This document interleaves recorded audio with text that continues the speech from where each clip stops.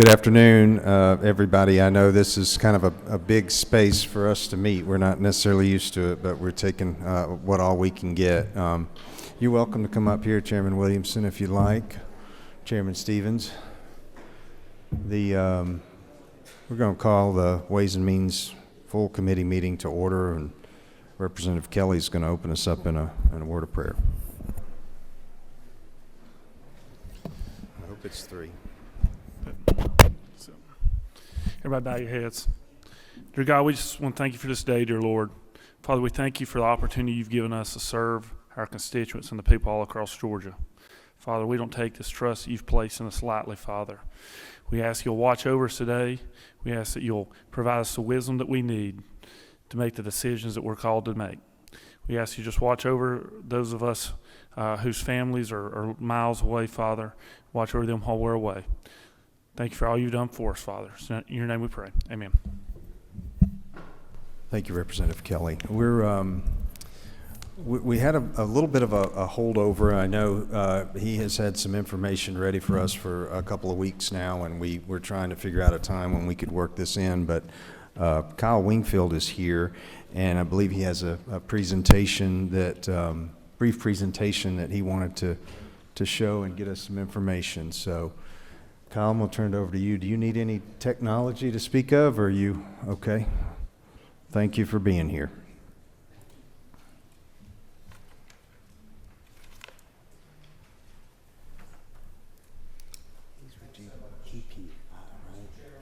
Appreciate you, and very much appreciate the work that this committee does, trying to make Georgia a better place with regard to its tax code. And y'all have done a lot of great work over the years. You have opportunities to do some more, and we just want to encourage you and support you in that work. As the chairman alluded to, my name is Kyle Wingfield. I'm president and CEO of the Georgia Public Policy Foundation. We have put together a study here that I'll talk about in a moment, but I wanted to kind of frame the reason for the study and kind of some of the main takeaways from it, so that as you start looking at it, you have that in your mind. Georgia is a low tax state in a highly competitive neighborhood from a tax standpoint. We're sandwiched between two zero income tax states in Tennessee and Florida. We have another neighbor to our northeast in North Carolina that has been steadily whittling away at its income tax rates for about a decade now. They went from having a higher tax rate than us to a lower one during that time, and they're not done. They've been using a revenue trigger approach similar to what this legislature adopted in House Bill 1437 2 years ago. So when you look at that and you say, well, if we're a low tax state, why do we need to worry about anything? Well, how the state raises its revenues does matter. There are certain taxes that affect the economy more than others. And I think economists generally agree that income taxes, from an economic standpoint, are more destructive than certain other types of taxes. And so what you see is not just states in our neighborhood, but states we compete with elsewhere around the country. There's a trend of trying to lower those income tax rates. And as I mentioned, the state of Georgia set itself on a course to do some of that 2 years ago. And the other principle here is that generally speaking, the private sector will spend money more productively than the public sector. It doesn't mean that there's no place for government spending or programs. If that were the case, y'all could come here every year, put a zero on the budget, and go home. That's not what you do. There's plenty of good work that you fund around the state. But what it does mean is that given a choice, once the government has done the things that only it can do, it's better to err on the side of leaving the money in the hands of the private sector rather than having the government spend it. And generally speaking, that will grow the economy and increase productivity. So when the Joint Tax Credit Review Panel was doing its work this summer, I know some of you were involved with that or followed its work. We brought one of our colleagues from the state of Ohio Ray Hederman with the Buckeye Institute, our sister think tank there, to address that panel. After that, and in talking with several members of that panel, we got together with them to produce a study which has been distributed to, I brought about a dozen copies, so some of you have it in front of you. I think it's been distributed electronically to the rest of you. It is available now for those in the audience as well at our website, georgiapolicy.org.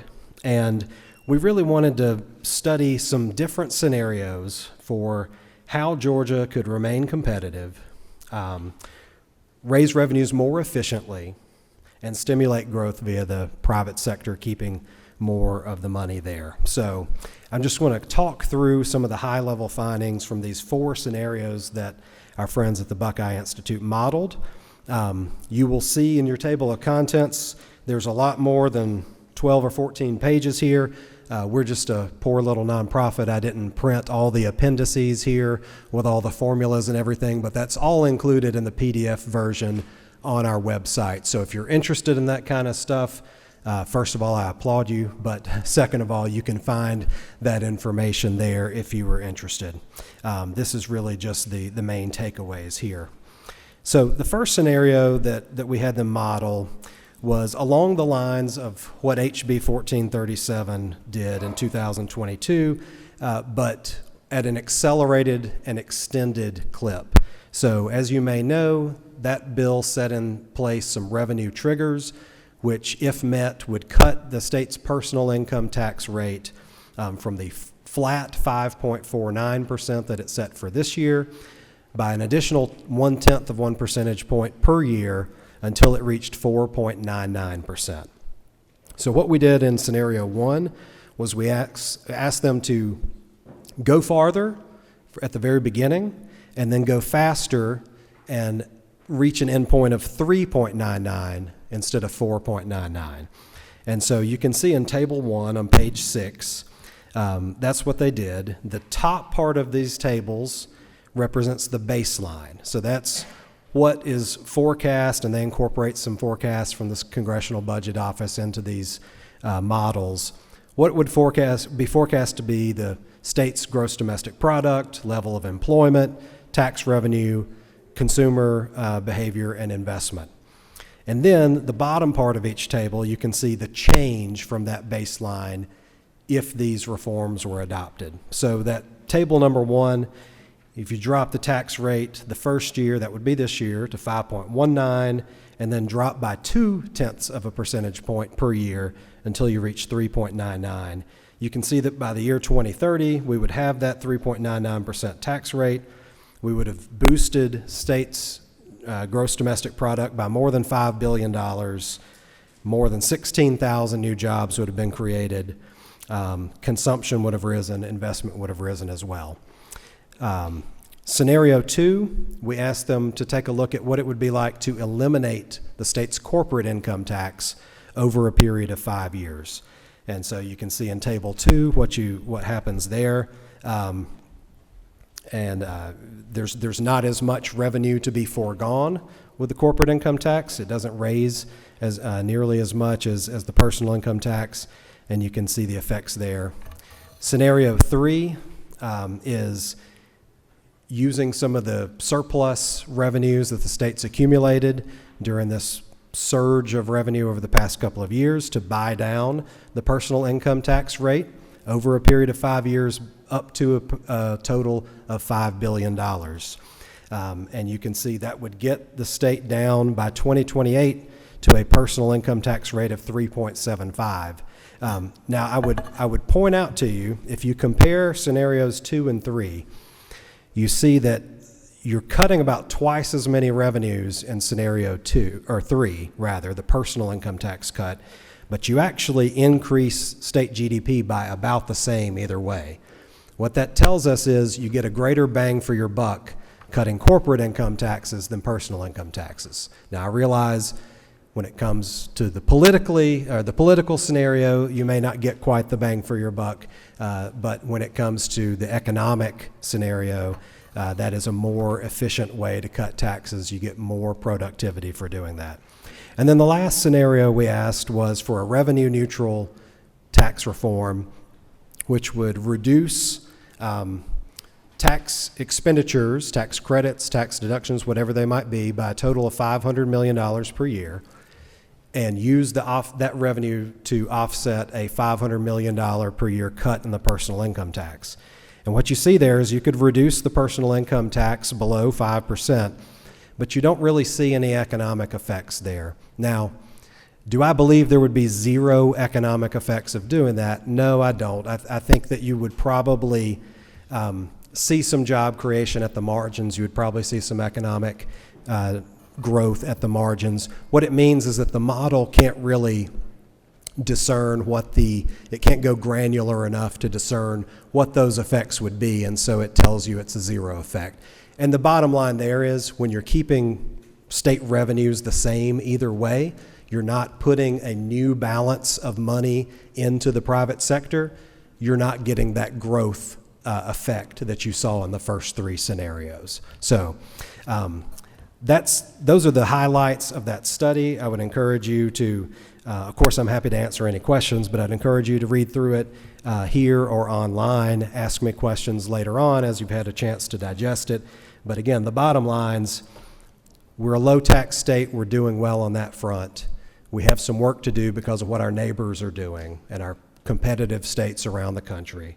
How you raise revenues does matter from an economic standpoint, and if at all possible, err on the side of putting money back into the private sector rather than spending it in the public sector. So with that, Mr. Chairman, I'm happy to answer any questions there may be. Does anybody, I think we do have one. Is that you, Representative Carpenter? All right.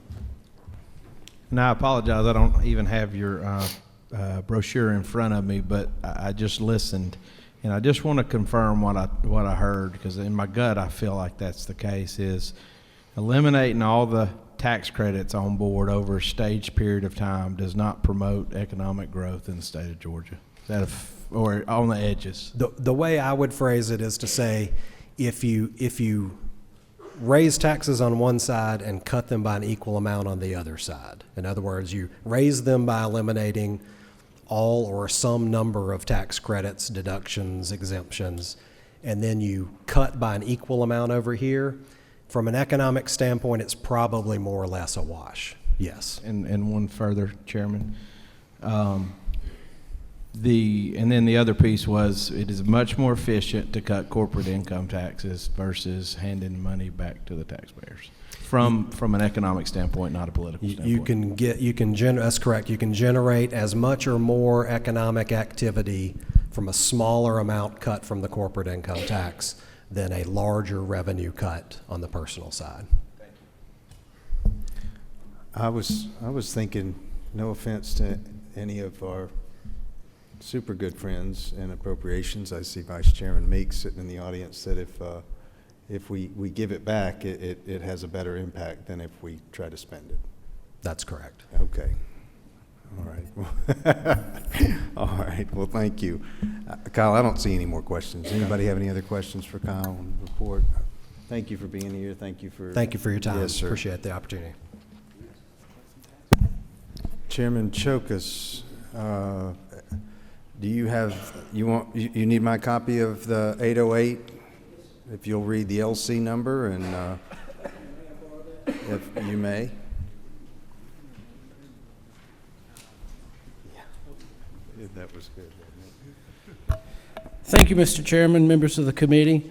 I bring before you House Bill by substitute HB 808, and the LC number is 500782S, and this deals with the tax exemption on the TPP tax, tangible personal property tax, and what we're looking to do is raise the exemption amount from $7,500, which it is today, to $20,000.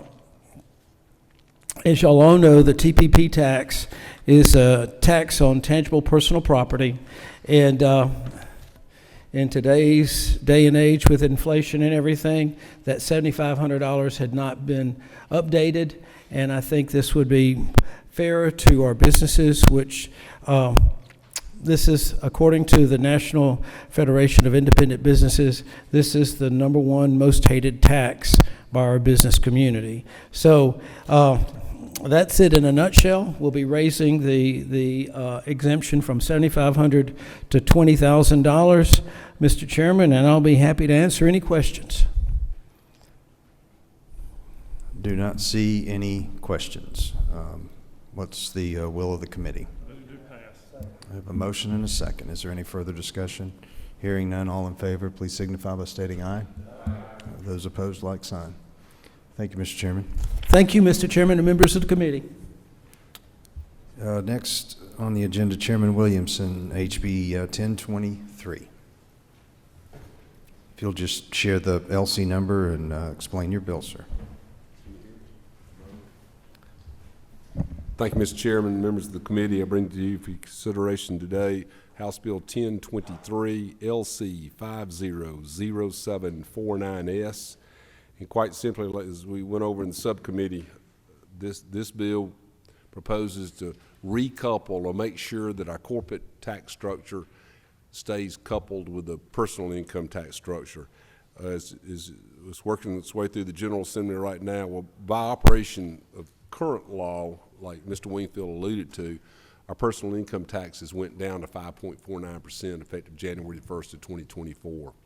What does not go down absent this legislation is the corporate tax, think C corporations, the S corporations, or any kind of partnership, including LLCs.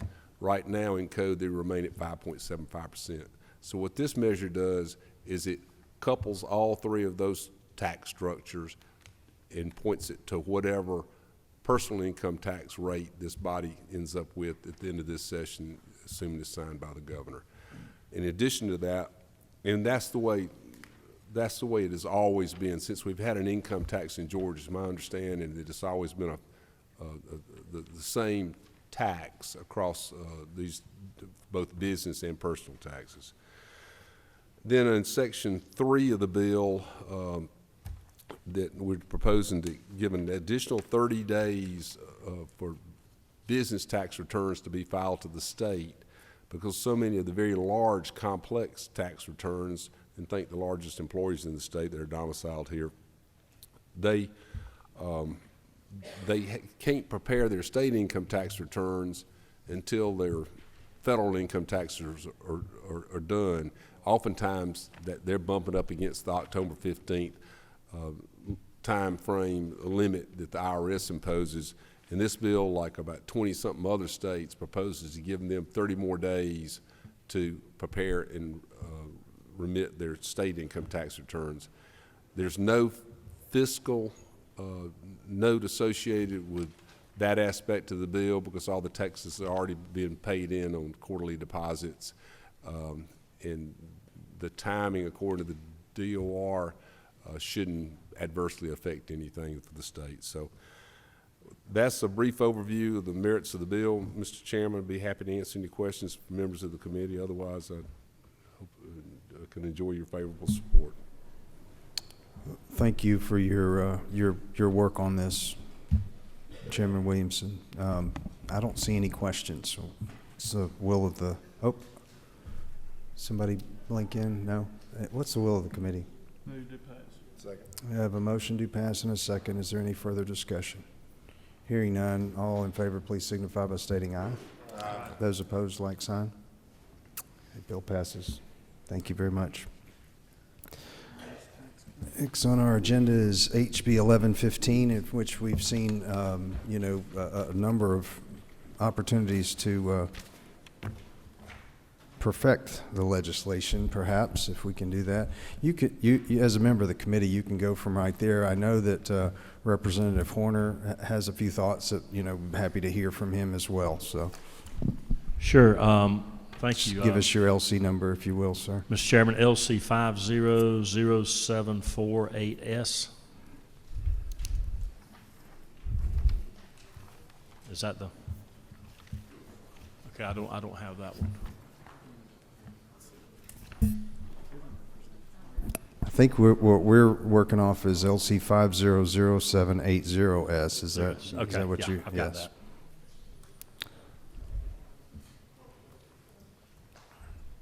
Give us a brief overview of what we're doing, Chairman Williams. And, Yeah, we're talking about the FLOST, or the flexible local option sales tax, or the flex penny.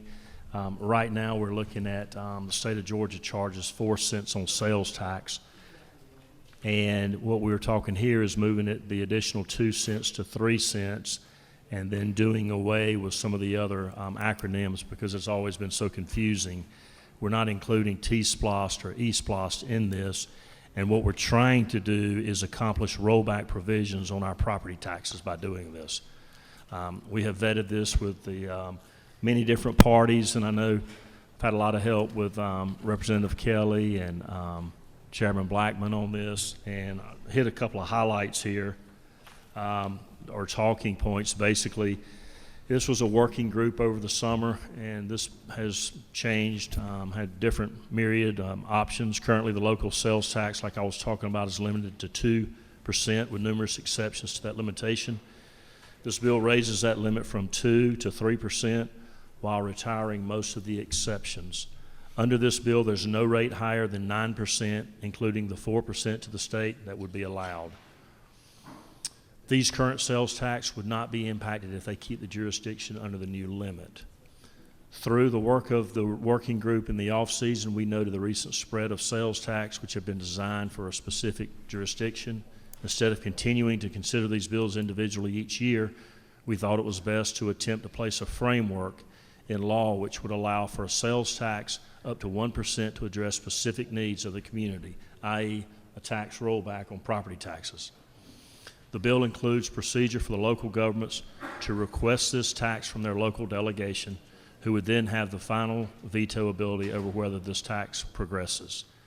As counties and cities, the DOR would help any way they could. This can be a property tax relief, or we hope that's going to be a property tax relief, and we know this would allow some jurisdictions to eliminate their millage rate. This tax may only last for 5 years before an IGA, local act, and referendum are required to renew the tax for any purpose. The local delegation would have the discretion whether they want the tax renewed.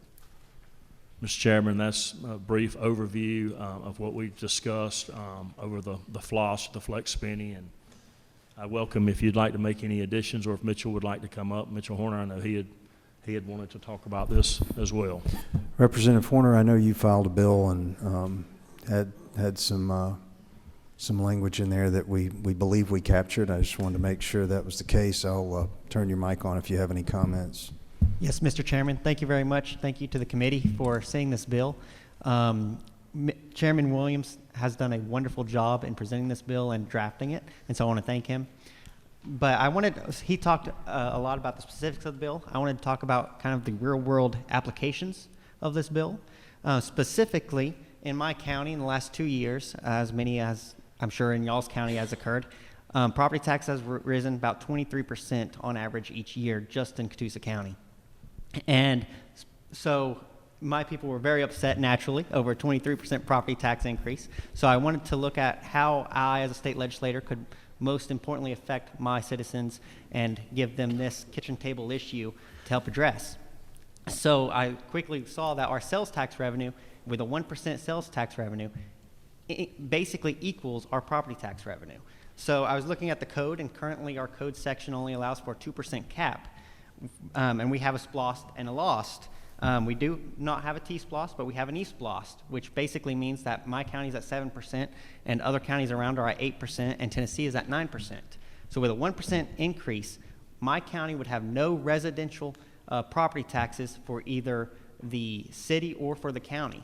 And so this piece of legislation will allow not only that cap to increase for that 1% sales tax, but I've spoken with the counties and with the cities, and with this new language, it allows both the cities and the county to have equal proportion to where my cities and my county have no residential property taxes. So I thank the committee for seeing this. I'm just asking for the tools to make sure my county has property tax relief, and I thank the committee for looking at that. It was well delivered, Representative. So if you know, if I heard both of you correct, that the way the language crafted is that the availability for trading off sales tax for a property tax rollback is essentially what this bill accomplishes. A lot of moving parts, a lot of work. Thank you, ACCG and GMA. We have a question, Chairman Parsons. Thank you, Chairman. I'm going to ask a question. I'm hoping that Chairman Carson may have something to say about this. He's from the same delegation I'm on. He may understand this legislation better than I do. But if I'm understanding this, and I may not be, my concern is I'm in a county where this is political. I'm in a county where we no longer control the delegation. I'm in a county where the county now is controlled by a party that has no problem with raising taxes, and I don't know that they would take that 1%. I don't know that that would mean anything to them about property taxes or lowering property taxes. And we would have, and here again, I'm hoping that Chairman Carson may be able to offer more on this, but it would seem to me that then as a delegation where we have no control of it, in a county where we have no control of what they do, it wouldn't really benefit us in one of the largest counties in the state. I'm not necessarily criticizing the bill. I'm trying to understand if that is the position that we would be in my county. And yeah, Chairman, I don't know who you're. Maybe address that question to the author of the bill, but I'll answer what you have to say. Is that came up early in some of the subcommittee hearings, and which I don't know if you remember. It was one of the reasons that we took so long weaving through this, is that we wanted to ensure that the offset was enforceable, and I think the Department of Revenue is here and they can share that information as to how we handle that. But I think that's the intent, is for it to push down that offset, or the digest would not be approved, in accordance with the law for that particular levying entity. And am I saying that correctly? No.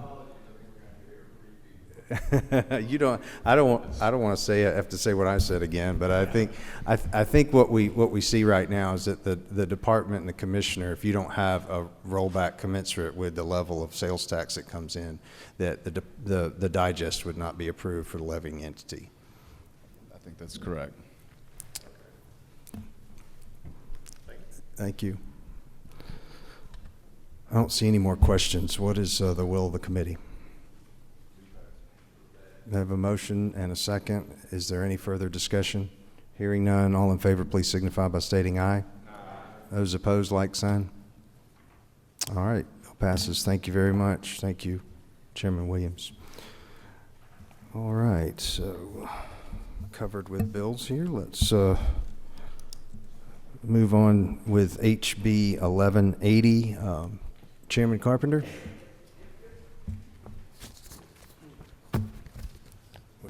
I'll just present from right here, if that's okay. You may. My belly hides well underneath as I'm sitting down. Consistent with our procedures. All right, folks, so we're sitting on LC 500785S. And so I don't know if you were in subcommittee, but if you weren't, I'm going to go over a little bit of what we've done, and then also let everybody know that was in subcommittee. We was just some small changes to make sure that the dynamics of the bill does what we want it to. So no major changes out of subcommittee in this substitute. But basically, this bill goes in and it limits transferable tax credits for film to 2.5% of the budget revenue number. So what that do for you guys, to explain it basically, is as the budget in Georgia continues to grow like it has the last decade, our transferable tax credits for film will grow with it. It does not address non-transferable tax credits for film. So if you've got a production company that has a tax liability in the state of Georgia, those are still unlimited. We also address some issues with the baseline number of $500,000 for a single expenditure. So we removed some aggregate language there. But we also left in that if you did want to aggregate, as long as your company did $10 million a year, you could aggregate. So basically that's saying if you're running a really big operation and doing a bunch of little things, obviously the state recognizes the economic value of it, so the tax credits are available for you. The real big change of the bill is the upload criteria, where it used to be just the peach. We have now added 9 categories, which a production has to meet 4 out of 9 to to get the additional 10%. Obviously, one of those is still the peach / something that economic development comes up with in your film. You also see on lines 91 all the way through to 225, basically, is the list of it. We made sure that they were hiring 50% of their folks were crew members, were Georgia residents, 50% of their vendors were Georgia vendors, 30% of $30 million in production expenses. At least 50% of the photography days included one or more counties deemed underutilized by production companies as defined by the Department of Economic Development. That was the piece that was saying, as a state, it's important for us to grow this industry outside the metro area, the 60-mile radius that we currently see the majority of film occurring.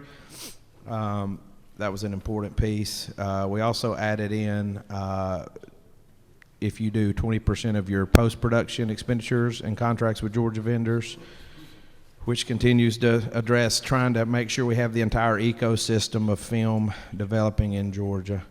And then the latest addition was the music score and using Georgia musicians' musics in film. If you do that, then that can be one of your 9. There's a couple more. If you want to read them, I'll be glad to go over them. But basically, at the end of the day, we're saying instead of one thing to get the uplift, you're going to have to do 4.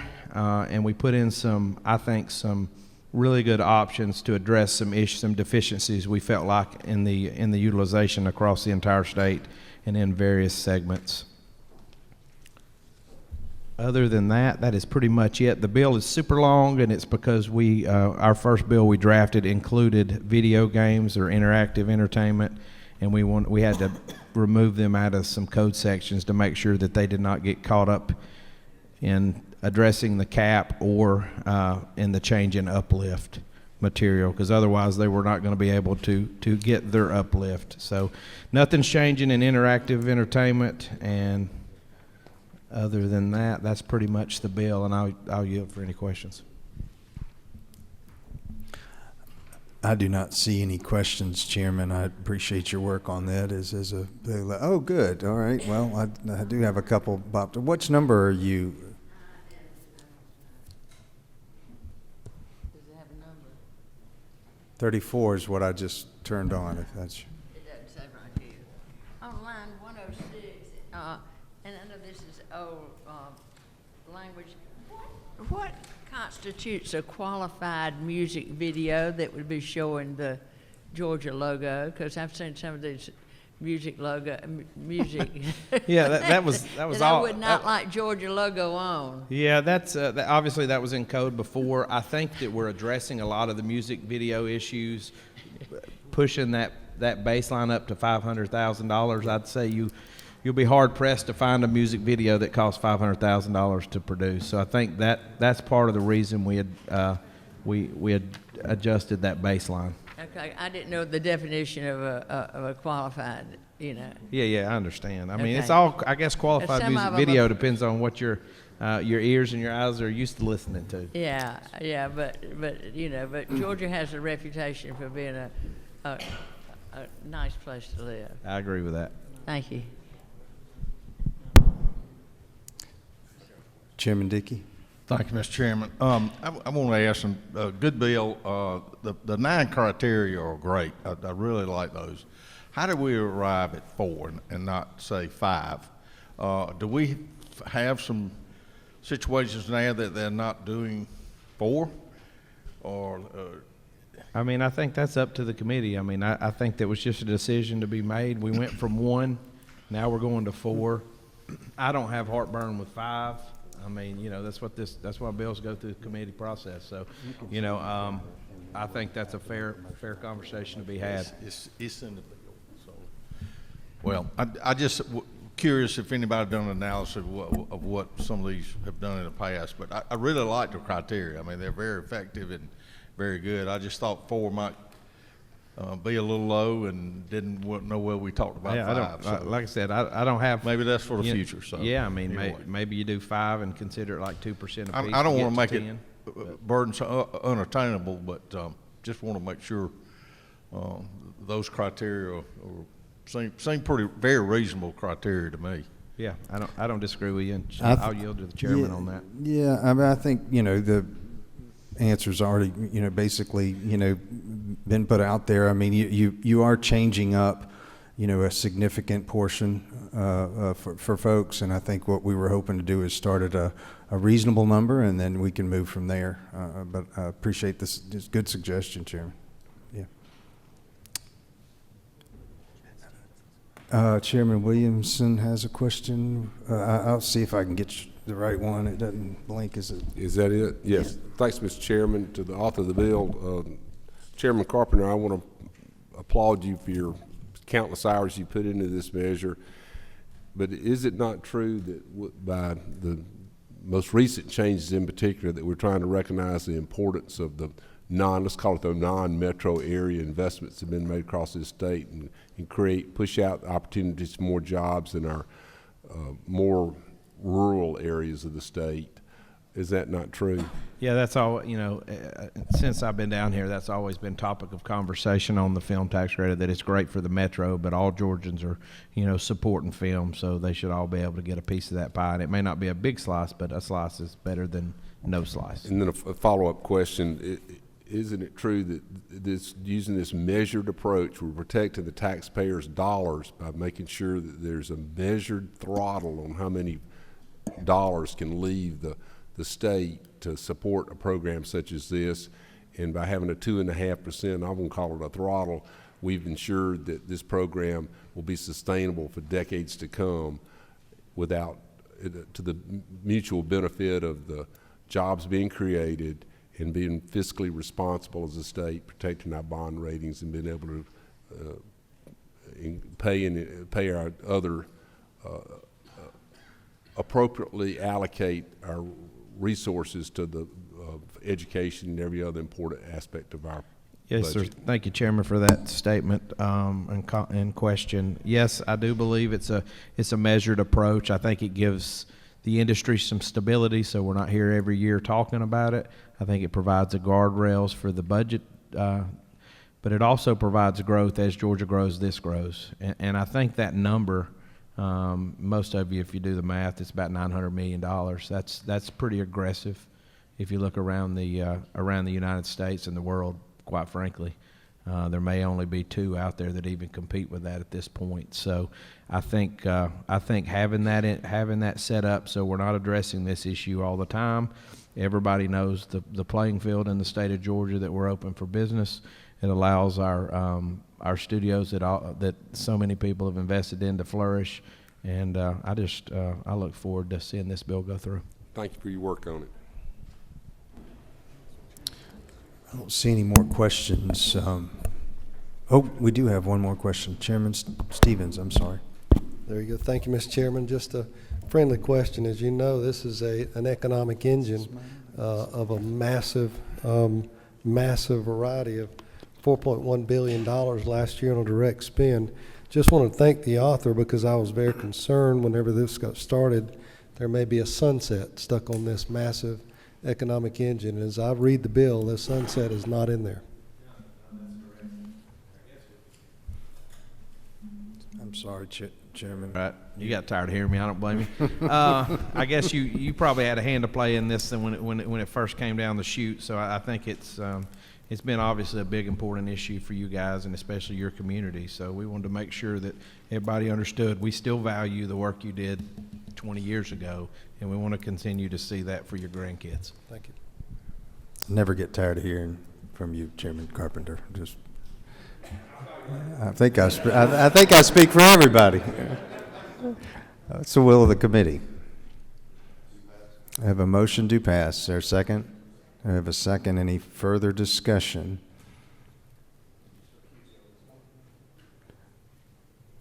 Chairman Carson, Okay, all right, you're certainly entitled to that. Where were we at? Motion and a second. Any further discussion? Hearing none, all in favor, please signify by stating aye. Those opposed, like sign. Thank you very much. I'm going to go just a shade out of order. She has been very patiently waiting. Representative Kendrick, I know you've been here for quite some time since we began, and beyond for a couple of years now with some legislation that you've been working on. So we're going to hit 1195 if nobody objects and allow you to proceed. Thank you, Mr. Chair. Thank you, members of the committee. So I am bringing House Bill 1195. I believe there might be a substitute because of some changes that were made in subcommittee. I don't have a copy of that sub, so if I can get a copy of that, but I'll go forward. So this gives a $4,000 income tax credit to individuals and high growth jobs in rural counties if they go through a workforce certification program. Thank you so much. And so I would like to thank the chair as well as the two members, co-chairs of the Rural Development Council for signing on to this bill. The goal is to bring some high quality tax jobs, tech jobs, and to help small businesses in rural counties. So without that, any questions? I don't see any questions. I know we added the 2 million and a sunset, so it looks like that is covered. I do think as we move through this, we would correct the Department of Labor to the Technical College System of Georgia, as I understand it. Is that correct? Correct. Representative Kendrick? All right. Well, let's see if we can make that technical change. I don't see any questions. What's the will of the committee? We have a motion and second. We have a second. All right, in the further discussion, is there a motion to change on line 43, the Department of Labor, to the Technical College System of Georgia? So moved, and a second. All right. On the motion, any further discussion? Hearing none, all in favor, please signify by stating aye. All right, so the vote on the bill LC 500783S is amended is in order. All in favor of passage, please signify by stating aye. Those opposed, like sign. This bill passes. Thank you. Congratulations. Thank you, members of the committee. Next is House Bill 1182. Vice Chairman Clint Crow. Turn the floor over to you, sir. You 5, I think. You should be on. All right, thank you, Mr. Chairman. All right, this is House Bill 1182, and we will have one small amendment, Mr. Chairman. Hopefully this will be the last one, but just to recap of what we've got so far. This is amending the Georgia low-income housing tax credit, actually changing this some language to call it affordable housing projects to describe these now.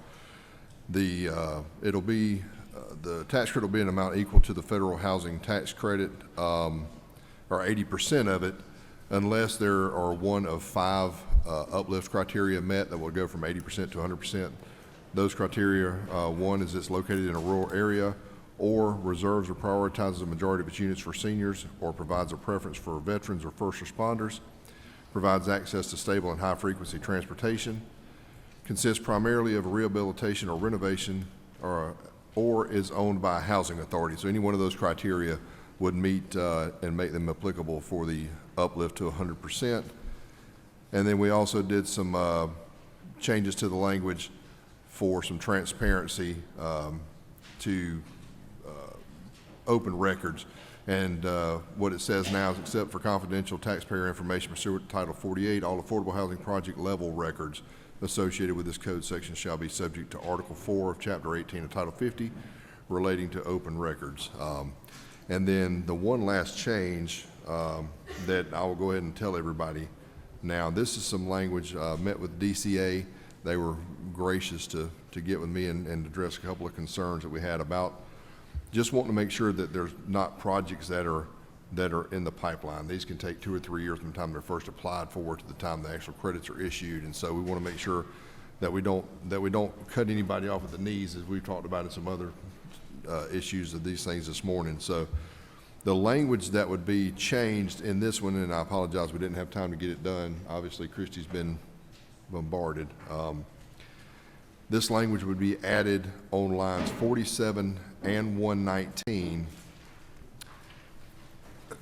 and it would be inserted after January 1st, 2001 period. Then it would state, for initial applications received by the Department of Community Affairs prior to January 1, 2026, the amount of such credit shall not exceed an amount equal to the federal housing tax credit allowed for each affordable housing project for initial applications received by the department on or after January 1, 2026, and then would continue on, no such credit shall, when combined with the total amount of credit authorized under code section 48.729.6. So that would just make sure that the ones that are already in progress would do that. They cleared that up, talked to Department of Revenue. They gave it a thumbs up, so that seems to address all those issues, hopefully. And I'll stand for any questions. Well, Vice Chairman, we're going to need to see that language where the Legislative Council can get it corrected. I emailed it to her, Christie. I emailed it to you while you were over there talking to other people. Okay, so you have the exact language you need. Did you get the email? Okay. Yep. Yep. And I don't think I put in there on line 47 and 119, it's after January 1st, 2001. I don't think that came over on the email, but that's where it goes. So. And that's satisfactory to the Georgia Department of Community Affairs? Yes, sir. DCA and DOR are both good with it. So. All right. Austin, y'all reviewed that language? Yes, and I think we should be good. All right. Thank you. All right, Mr. Chairman, I didn't know if you want to sit back down or. Hey, Shaw. So he just went over the committee substitute.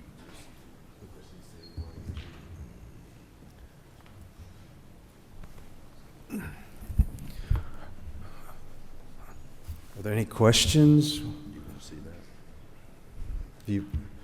What posture are we in?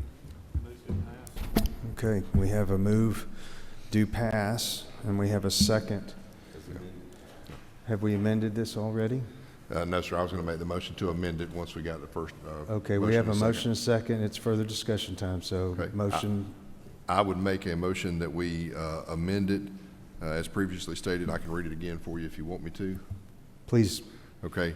On lines 47 and 119, in both of those places, following January 1st, 2001 period, we will add, for initial applications received by the Department of Community Affairs prior to January 1st, 2026, the amount of such credit shall not exceed an amount equal to the federal housing tax credit allowed for each affordable housing project for initial applications received by the department on or after January 1st, 2026, comma, and then it will pick up there with no such credit shall on that line. And I would make that in the form of a amendment, Mr. Chairman. We have a motion to amend. We have a second. Yeah, I said lines 47 and 119. Do you need me to state it? I think we've got it. Christie, we good? All right. Any further discussion? Hearing none, all in favor, please signify by stating aye. Aye. Those opposed, like sign. All right, and we have a motion and a second on passage of HB 1182, LC 500784S, as amended. All in favor, please signify by stating aye. Aye. Those opposed, like sign.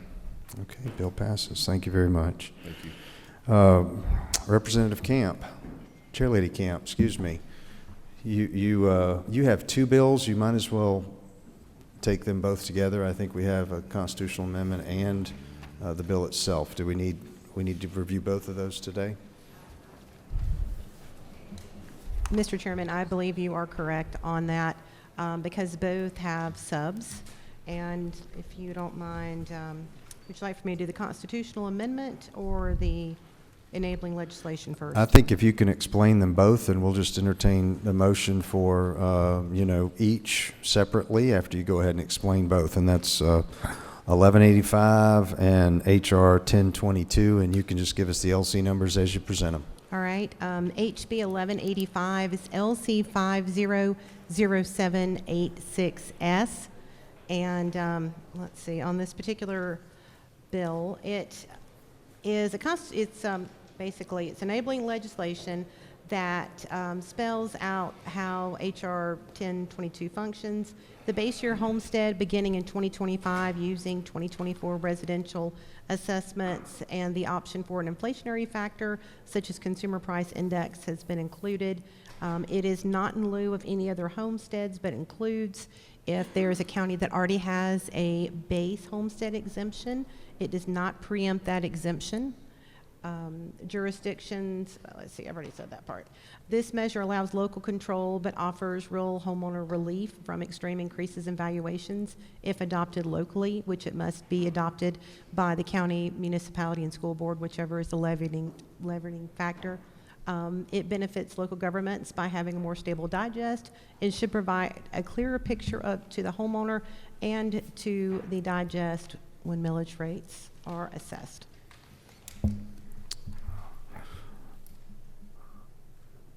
Is that your presentation there on? Well, I'd furthermore like to say this has been a very collaborative effort.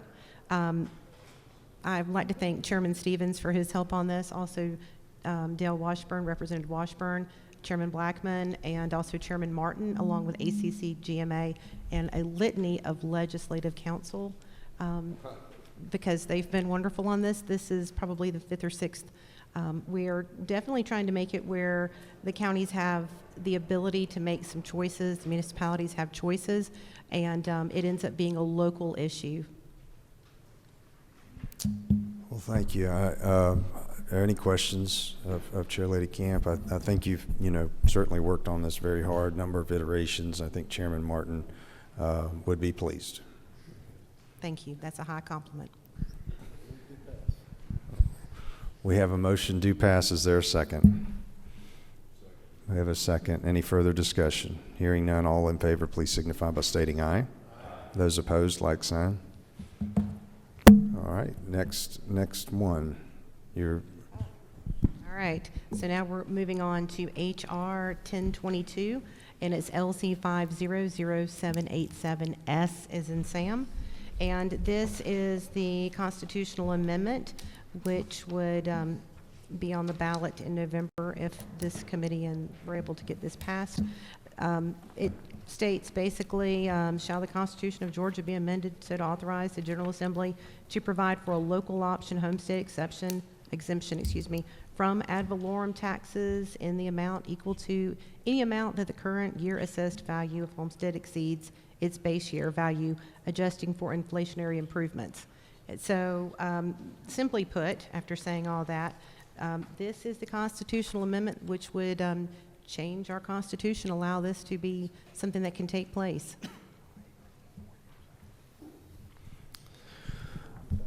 All right. Well, thank you again, Chair Lady Camp. We have a motion do pass on your bill. Is there a second? Second. I have a motion and a second on House Resolution 1022. And I'm sure you gave the LC number when you presented it, so I'll just assume we got that right. And all in favor, please signify by stating aye. Those opposed, like sign. Bill passes. All right, thank you very much.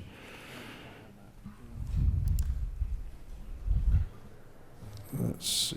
I was hoping that Chairman Martin might get here because we have 1181 that is his, and we also have 464 to add to the agenda.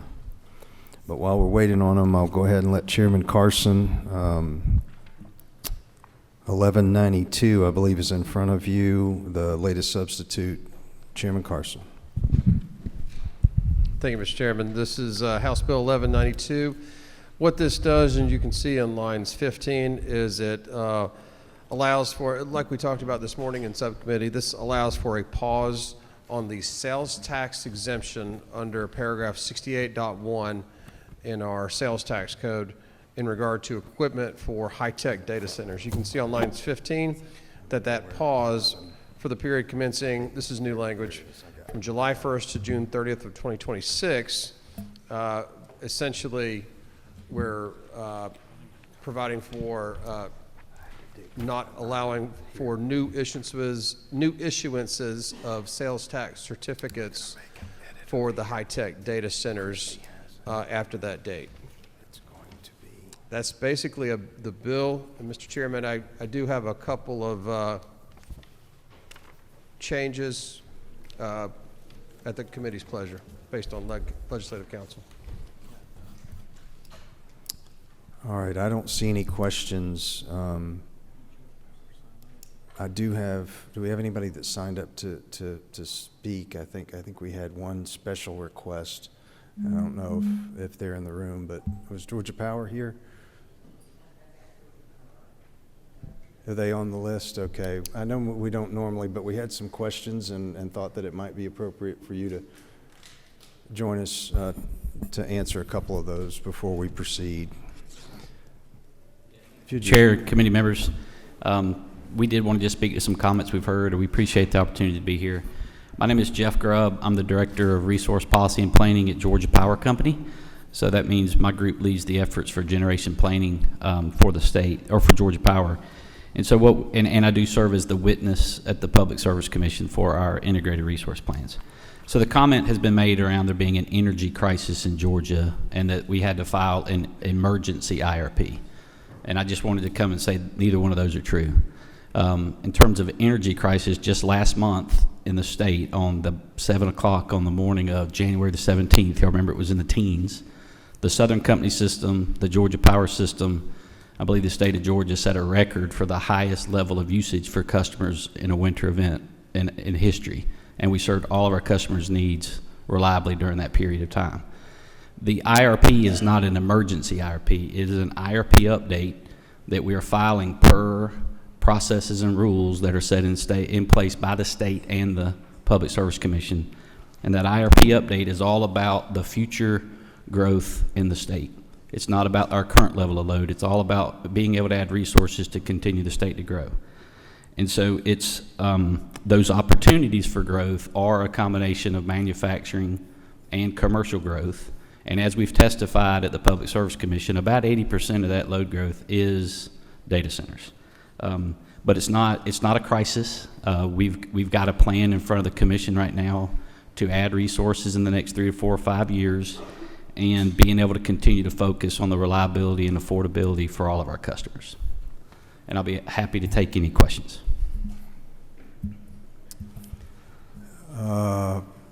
Yes, Chairman Camp, Chairman Houston. I'm going to go Chairman Houston, then I'll go back to you, Chairman Camp.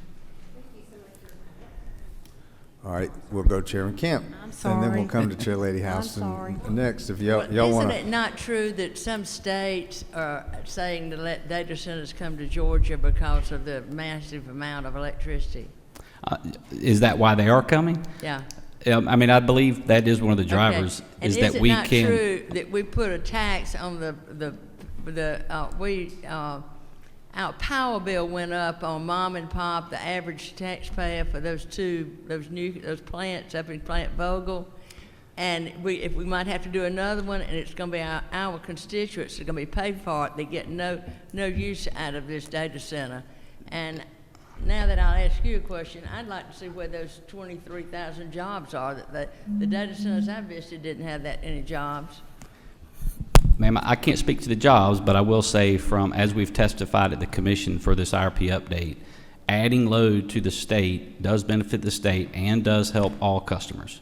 And so that is what we expect from these resources. It benefits the state when our power bill goes up so much down in rural Georgia. So what this filing that we have at the commission and adding this load is expected to benefit all customers because the revenues from the load growth are greater than the cost of the resources to add them, and we filed information at the commission. So will my constituents' power bill go up like it did last time? Not based on this filing. That is not what we expect it not to based on this filing. Did it go up when we did Plant Vogel? It did. Yes. And those are 80-year units that are going to serve the state for a long time, very good units. But yes, but from this filing, based on what's in this filing, we do not expect that to occur. Well, so all this stuff we hear about them using a lot of power and causing electricity to go up and everything's not true.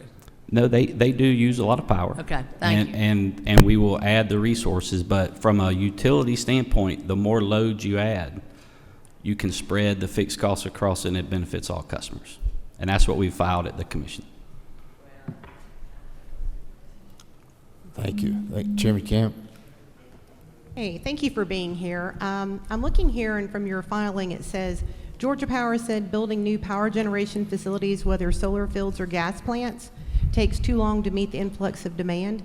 The company expects to need more power capacity beginning the winter of 2025 and 26, and said it only can be met, the demand only can be met by buying power from existing plants.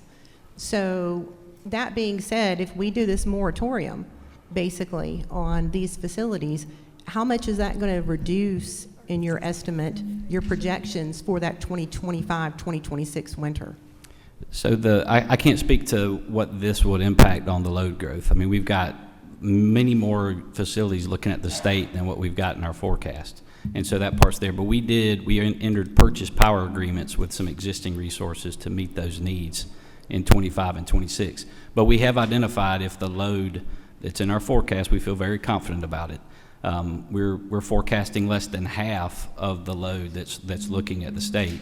But if that does not come about, we do have plans to change those resource plans. But we feel very confident that the loads are going to come in our forecast. Mr. Chairman, may I have a follow-up question? Please. How many data centers do you provide power to, and how many go online annually?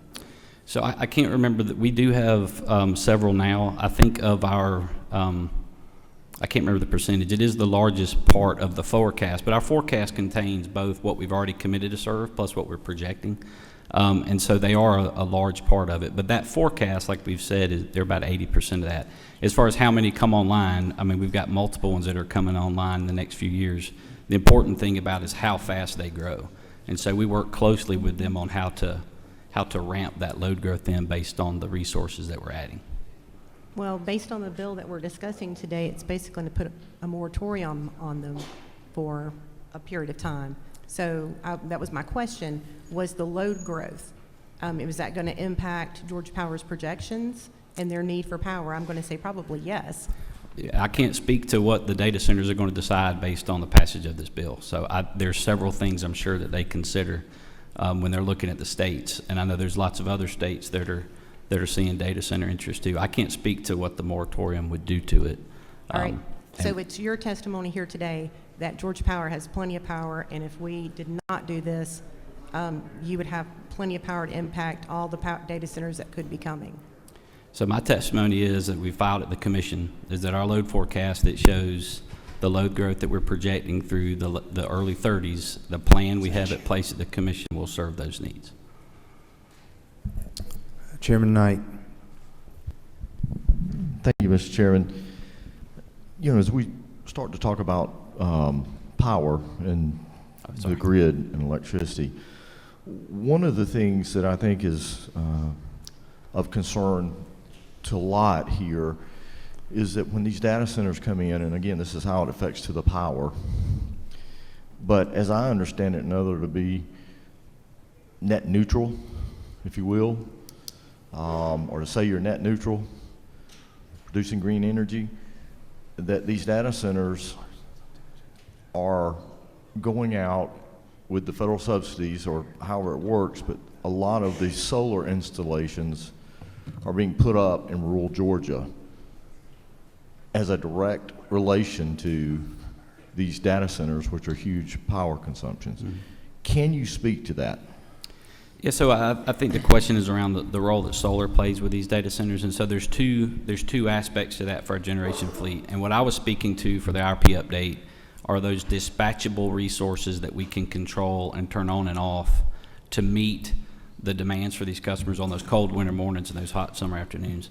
They do, a lot of them like subscribing to solar in terms of the renewable energy credits or that. So our fleet has to look at both. We've got to be able to look at how much solar you can deploy that provides lots of energy, but you can't control when it turns on and off. And so Georgia Power's got 3,000 or so megawatts of solar online now. We've got a procurement now that was approved by the commission to go out the next for about 3,000 more, and we project more. So we'll work with them on renewable energy credits and those solar facilities, but we've also got to focus on reliably serving their load. So it's a combination of both. So there are other customers that are interested in those subscriptions other than data centers, and so from a fleet standpoint, we've got to look at both. I hope I'm answering your question. I think, Mr. Chairman, one follow-up, and then I'll be done. I think you are addressing the issue, and while I understand that data centers probably aren't the sole use of or demand for these these solar installations. I guess my question is how many acres do you estimate have been put into solar installations in regards in the last couple of years? That could you attribute that to in total in Georgia? And then if there was, a guess, how much of that would be, attributed to the data centers? I can't speak to the whole state because I know the EMCs have some solar facilities that they do as well. Georgia Power, we've got about 3,000 megawatts. I think it's roughly, I don't deal in renewables every day, but I think it's around 5 or 6 acres per megawatt. So it's that'd be several thousand for those. I think it's about, subject to check, I always say that at the commission because I've got to go find it, but I think it's about 5 acres per megawatt. And so that's 3,000 megawatts we have online now. Now, some of that is smaller facilities, so I'll have to get back with you on the detail. We can get that for you. Chairman Williamson. Thank you, Mr. Chairman. Appreciate you coming on behalf of Georgia Power today. Yes. And I walked in just a minute after you started, but and this question might have already been asked, but is there an energy crisis in Georgia now? There's not. There is a need to add resources 3, 4, and 5 years from now to be able to allow the state to continue to grow. But there's not a crisis right now. As I mentioned, that in January we had a very cold spell. We served the most we've ever served, and we can serve our current customer load for several years. But it's the IRP update is about building generation to allow the state to continue to grow. Thank you for that answer. And just a quick follow-up question: as you look at adding additional generating capacity, whatever the industry jargon is, how close are these small, call them modular nuclear units, coming along the technology pipeline? How close are those to being feasible and reasonable in the cost of operating? And right. I believe TVA and some other entities are looking at deploying small modular reactors, or SMRs as they're called, I think in the late, like 2035 or 36. Is that in your long-range plans?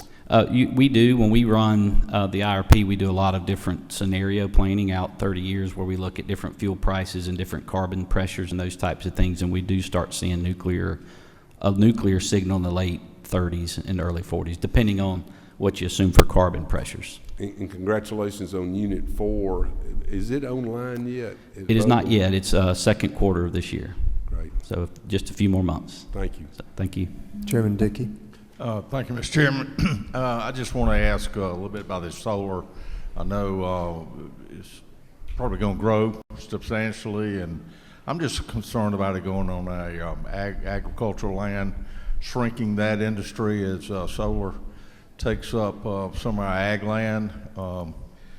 Could you address that and any concerns Georgia Power might have about negatively impacting our ag industry?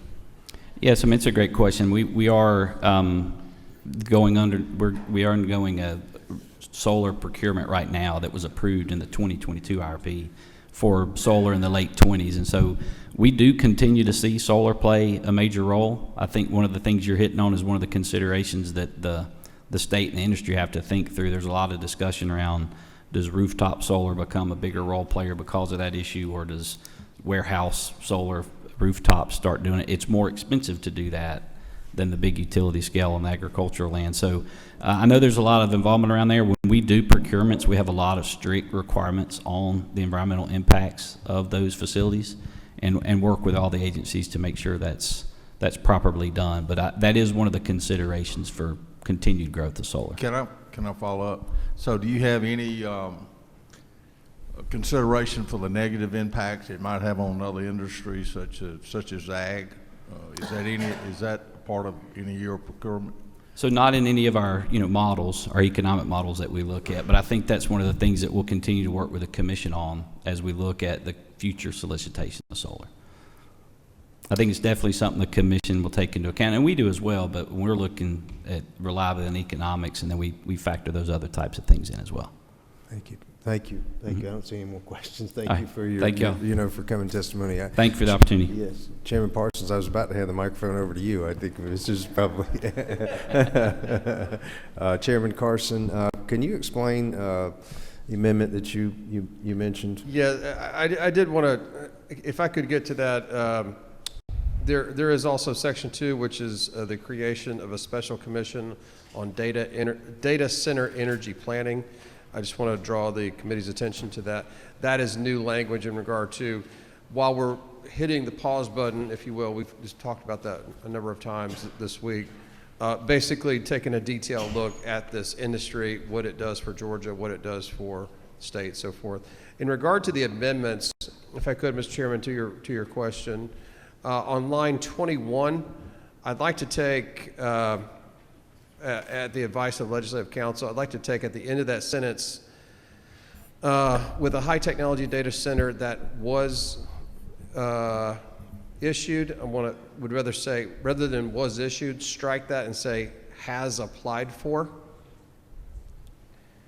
And then, sorry, can I continue? Yeah, okay. Proceed. And then continuing on line 22, a certificate of exemption pursuant to this paragraph. From that point, strike the rest of the sentence and replace it with the words prior to July 1st, 2024. So if I could. No, I was just I know DOR's in the room and ask them if, I know they had helped with, trying to get some clarity here and see if that does provide as much. So I think we had our hands in a little bit of that drafting. So if I could take just a step back, the application itself is the trigger, and has been historically, of the first time we catch wind of a data center in their application process. So, but in the past, it's not been tied to any sort of deadline, right? For lack of a better term, if we're tying something to July 1 or any other day, right? But if we're going to have a deadline in place, there's nothing that would change what we do. Is for, so, the best day to tie it for us from an administration perspective is that's where use the proper terminology. The proper terminology would be applied for. Okay. Thank you. You bet. Thank you, Chairman. So if I could, Mr. Chairman, I would like to read lines starting on line 21. Please. As amended. Could I read that? It would say, entered into prior to July 1st, 2024, with a high technology data center that has applied for a certificate of exemption pursuant to this paragraph prior to July 1st, 2024, period. Okay, thank you. I guess that would be, Mr. Chair, I guess that'd be one amendment for those phrases.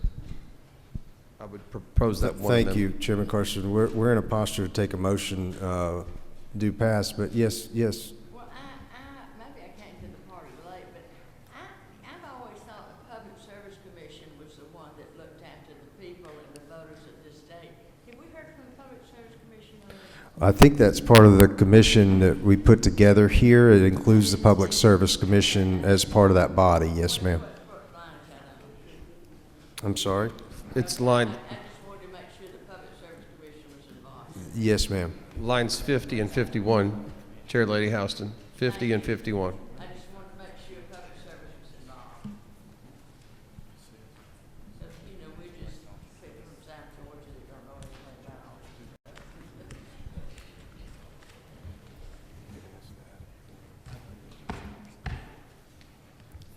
this. I don't think he can. Representative Kelly has a question. Thank you, Mr. Chairman. Chairman Carson, just wanted to ask a couple questions about the commission. I know we talked about this some this morning, but I'm reading through the structure of the commission, and on line 59 it says the commission may elect officers other than the chairperson as it deems necessary. But I can't find anywhere in the legislation that says how a chairperson is selected. And I was just wanting to know if you could kind of shed some light on that for me. Do they need a chairman? It's, well. I'm just kidding. I'm just kidding. Chairman Carson. This is subject to the committee's indulgence. This was recommended language that is used many times when we set up these special study committees, special commissions, and so forth. I guess my question is input. I think the assumption is that they will select the chairman, but they also may select other than just the chairman. Okay. Did you have another question? No. Okay. Well, I guess maybe I do. Okay. On lines 102 and 103, it says the commission shall have the following powers: to authorize entering into contracts or agreements through the commission's chairperson necessary or incidental to the performance of its duties.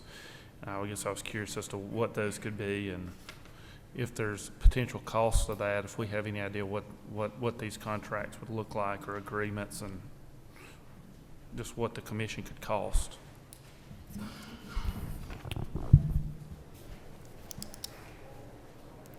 I think you've got legislation and budget recommendations and things that are littered throughout this. I mean, they would have to be, operate up under, current law. All right. Thank you for the question. Thank you, Mr. Chairman. Just anybody? All right, we're in a posture to take a motion, and then we will amend as per Chairman Carson. So, do we have a motion? Do pass. A second? We have a second. All right, and now do we have a motion to amend? Mr. Chairman, I make a motion to amend. And just to state it, I'm going to state the lines restated. On line 21, entered into prior to July 1st, 2024 with a high technology data center that has applied for a certificate of exemption pursuant to this paragraph prior to July 1st, 2024. That's the amendment. All right, we have a motion for amendment. We have a second? We have a second. Any further discussion? All in favor of the amendment, please signify by stating aye. Aye. Those opposed, like sign. All right, is there any further discussion on 1192 as amended? All right, hearing none, all in favor, please signify by stating aye. Aye. Those opposed, like sign. Bill passes. Thank you, Chairman Carson. You want your microphone off? Okay, all right, I understood. Get back to the agenda here. I think we have two further bills that were taken up during PF&P, Public Finance and Policy, and that is 1181 and 464. Would the I'm gonna ask the committee, are y'all interested in going ahead and doing these today, or would you like to reconvene in the morning? All right, so if you have those two bills before you, because I got so many in front of me, I don't know if I have those. Do you have this HB 464? This is in appropriations, but having consulted with Chairman Hatchett, we're substituting this in and allowing us to amend the revenue shortfall reserve to exceed the current level. This was announced by, Speaker Burns earlier in session and as part of a package, and that the anything exceeding 25% of that RSR level could be used for tax relief. Be happy to try to answer any questions. I have a motion and a second. Any further discussion? Hearing none, all in favor, please signify by stating aye. Aye. Those opposed, like sign. Here. All right, Chairman Martin, you're here just in time for 1181. And you can just do it from this seat there, sir.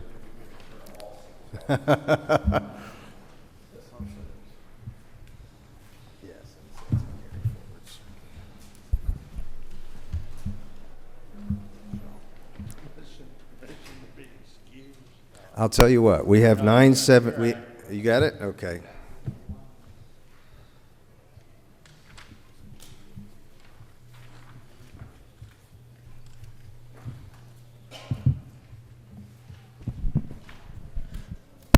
Mr. Chairman, thank you. What I have before me is House Bill 1181 LC 500768S. I apologize to the chairman. As you know, I've been across the street with a higher ed committee. I know what we had talked about putting in this substitute, and I believe I would believe the chair that if we are here that's in. But what we're seeking to do is provide some predictability, compress the carry forwards, but be fair. And if you have the credits now, they carry forward as they would. These would be credits afterwards. On exemptions, we seek to move sunset dates up to keep us focused, as the committee heard this summer, on our exemptions and so forth. So with that, I could step through section by section of the bill, Mr. Chairman, but I think that the bill's been out for a bit, and would just stand for questions if there are specific ones. I don't see any questions. Chairman Stevens just heard this bill. What do you think? What's the will of the committee on 1181? We have a motion. Is there a second? Motion is second. Any further discussion? Hearing none. All in favor, please signify by stating aye. Those opposed, like sign. All right, thank you very much, Chairman Martin and Chairman Newton. You have we had 971. HB 971 was recommitted for an amendment. Recognize Chairman Newton to describe how we're going to amend 971. Thank you, Mr. Chairman. Yes, this body did pass out of full committee House Bill 971. Out of an abundance of caution, the Rules Committee sent this back for further work. And if you look on lines 67 and 68, that's the language we added. They had assured us, and the Department of Revenue guidelines say that your personal tax records are among the most confidential of any files government keeps, and they can't be shared or tabulated. But just to make sure that it's abundantly clear, belt and suspenders kind of thing. And on 67 it says, no person shall create any list or database of information regarding persons who have applied for or have been allowed a tax credit pursuant to this code section. So it's really language that's similar to what we had when we had for the concealed carry permits. Which are also restricted from being placed on a list or a database anywhere. And I've been assured that even the definition of person includes entities as well. So this would just assure anyone who was concerned about anything related to their firearm ownership being in a database, this just doubly ensures that it can't be. And we have this substitute in front of us? Yes, I'm sorry, yes, LC 500789S. All right. Thank you, Chairman Newton. So really just reinforce that provision. Correct. Yeah. Correct. Is there any questions of the author? Well, so we have a motion do pass. Is there a second? Second. Any further discussion?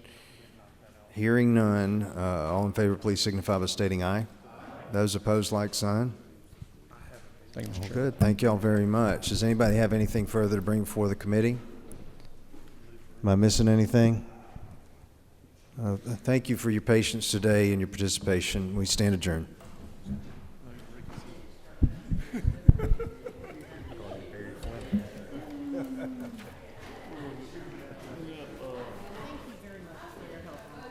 You're welcome. I know, it was kind of a village bill. Poor Dale's going to kill me because we hadn't gotten his out yet, so. Oh, gosh. Was